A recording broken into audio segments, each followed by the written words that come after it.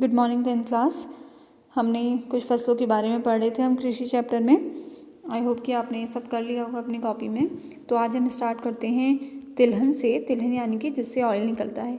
ठीक है, ऐसे फसलें जिनसे हम तेल का उत्पादन करते हैं तो ऐसी फसलें कहलाती हैं तिलहन। आगे बात समझ में।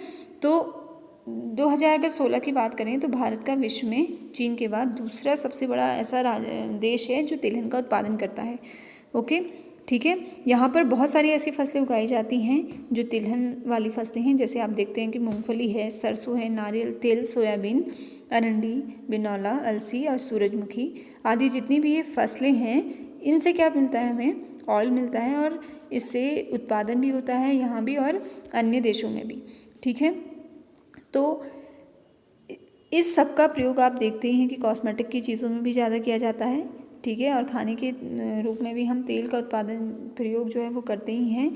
मूंगफली जो है खरीफ की फसल है ये, और आपको बता रखा है मैंने कि रबी की फसल, खरीफ की फसल और जायद की फसल में क्या अंतर है और क्या क्या चीज़ें हैं।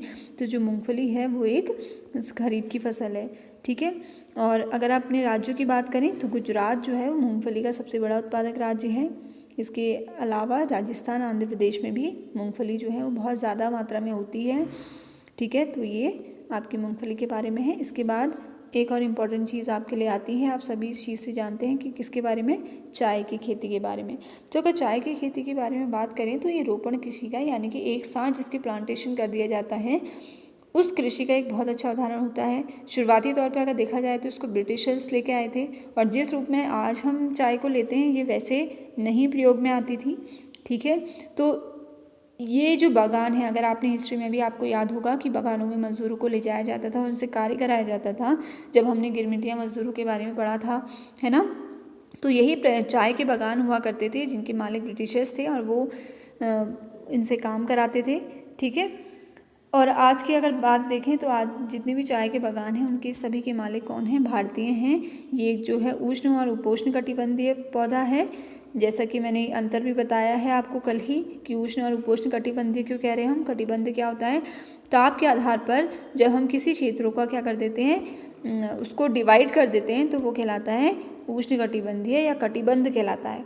तो जहाँ पर ज़्यादा धूप पड़ती है हमने उसको उष्ण कटिबंधीय कह दिया, जो भूमध्य रेखा के पास है।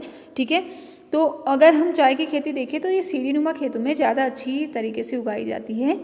ठीक है, यहाँ पर इनको जहाँ पर जिन जगह पे पाला ज़्यादा नहीं पड़ता उन जगह पर चाय की जो खेती है वो बहुत अच्छे से की जाती है।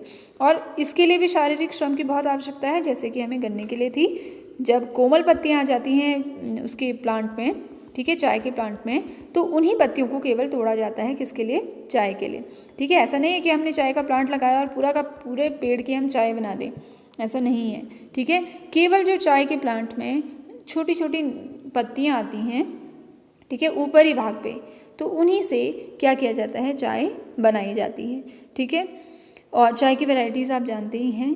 चाय का काम ताजगी बनाए रखने के लिए भी होता है, और मुख्य उत्पादन क्षेत्रों में इधर की साइड, ठीक है, यानी कि असम है, पश्चिमी साइड हम कहेंगे, दार्जिलिंग है, बंगाल है, तो इन पहाड़ियों में, और नीचे अगर साउथ की बात करें तो तमिलनाडु में, इन पहाड़ियों में चाय का जो उत्पादन है वो बहुत वर्षों से भी होता है और बहुत अच्छी यहाँ पर चाय होती है।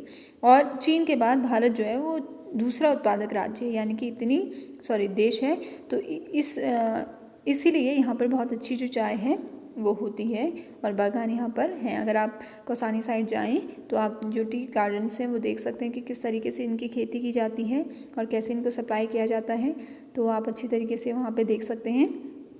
ठीक है, इसके बाद आता है कॉफ़ी। कॉफ़ी भी आप जानते हैं।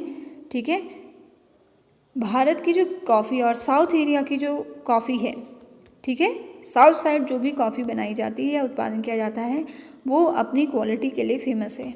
ठीक है, कभी कभी आपने देखा होगा कि जो भी कॉफ़ी की ऐड आती हैं तो उनमें क्या करा जाता है, साउथ साइड के लोगों को या फिर उसके राज्यों को का नाम लिया जाता है, क्योंकि यहाँ पर जो कॉफ़ी होती है वो जो है वो सबसे ज़्यादा क्वालिटी वाली होती है।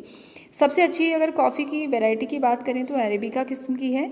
ठीक है, जो कि साउथ साइड में की जाती है, और ये कहाँ से लाई गई थी, यहाँ पे यमन से लाई गई थी। और विश्व भर में ये जो अरेबिका किस्म की खेती है उसको मंगाया जाता है। ठीक है। कर्नाटक है, केरल है, तमिलनाडु है, इन सब जगह पर कॉफ़ी का उत्पादन जो है वो भली प्रकार से किया जाता है। तो आज 2 फसलें लेके चले हमने किसकी बात करी, मूंगफली की, चाय की और कॉफ़ी की। अब क्वेश्चन आता है कि कोई एक पेय पदार्थ के बारे में संपूर्ण जानकारी दीजिए। पेय पदार्थ यानी कि पिए जाते हैं जो चीज़ें, तो चाय या कॉफ़ी में से आप एक को वो तैयार कर सकते हैं उन चीज़ों के लिए। ठीक है।